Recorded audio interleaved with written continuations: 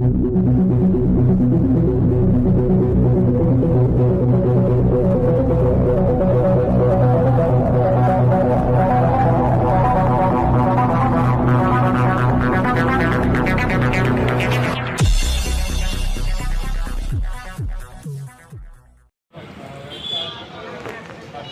పేరు ఏఈ నాగరాజు.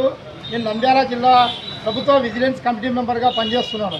ముఖ్యంగా ఈరోజు పాత్రికేయ సమావేశంలో తెలియజేయడం ఏమనగా, మొత్తము ఆంధ్రప్రదేశ్ రాష్ట్రంలో భూ రీసర్వే కార్యక్రమాన్ని ఏర్పాటు చేసినారు.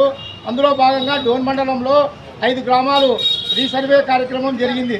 కొత్తబుర్జు, గుండాల, కామగానిగుంట్ల, యాపదిన్నె, వలసల ఈ 5 గ్రామాలలో రైతులు విఆర్ఓలు, తర్వాత సర్వేర్ల లోపకారి ఒప్పందమో లేకపోతే రాజకీయ నాయకుల ప్రమేయానికి గురయ్యి రైతులకు రీసర్వే విషయంలో చాలామందికి ఎల్పీలు పెట్టినారు. అంటే ల్యాండ్ పెండింగు, తర్వాత మిగతా భూములకు భూమి ఎక్కువగా నమోదు కావడం వల్ల రైతులు రెన్యువల్ చేయించుకోలేక బ్యాంకులలో సతమతమవుతూ డిఫాల్టర్గా తయారైనారు. కొంతమంది ఆత్మహత్యలు చేసుకునే పరిస్థితి కూడా ఏర్పడింది. కనుక రీసర్వే కార్యక్రమాన్ని రద్దు చేస్తూ తిరిగి ఆ భూములను యథాతథంగా గతంలో ఉన్న పట్టాదారు పాస్ పుస్తకము, టైటిల్ లేడు, ఇటువంటి దాడులను తీసుకొని ఈ విధంగా చేయాలా. రీసర్వే పేరుతో వేలాది మంది రైతులు ఆత్మహత్యలు చేసుకునే పరిస్థితి అయింది. బ్యాంకులలో కూడా లోన్ రెన్యువల్ కావడం లేదు.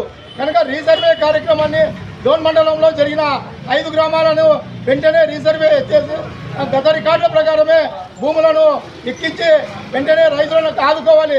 లేకుంటే రైతు రెన్యువల్ చేసుకోలేక ఆత్మహత్యలు చేసుకునే పరిస్థితి ఉంది.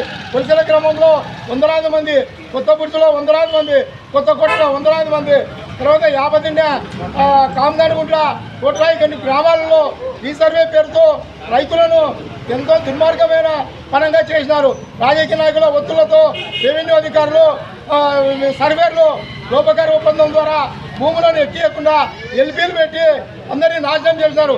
ఈరోజు ఇదే విధంగా లేట్ అయితే డోన్ మండలాల్లో జరిగిన రీసర్వే గ్రామాల్లో రైతులు ఆత్మహత్యలు చేసుకునే పరిస్థితి ఏర్పడింది. కనుక వెంటనే డోన్ ఎమ్మెల్యే గారు, తర్వాత ప్రజా సంఘాలు, సామాజిక సేవా సంఘాలు, తర్వాత ఈ కామ్రేడ్స్, సిపిఐ, సిపిఎం, బీజేపీ అన్ని పార్టీలు కూడా డోన్ మండలంలో జరిగిన రీసర్వే ప్రకారం తీసేసి పాత రికార్డుల ప్రకారమే నమోదు చేసి రైతులను రెన్యువల్ చేయించుకొని రైతులు రెన్యువల్ కావడం లేదు. ఆన్లైన్లో వాళ్ళ రైతుల పేర్లు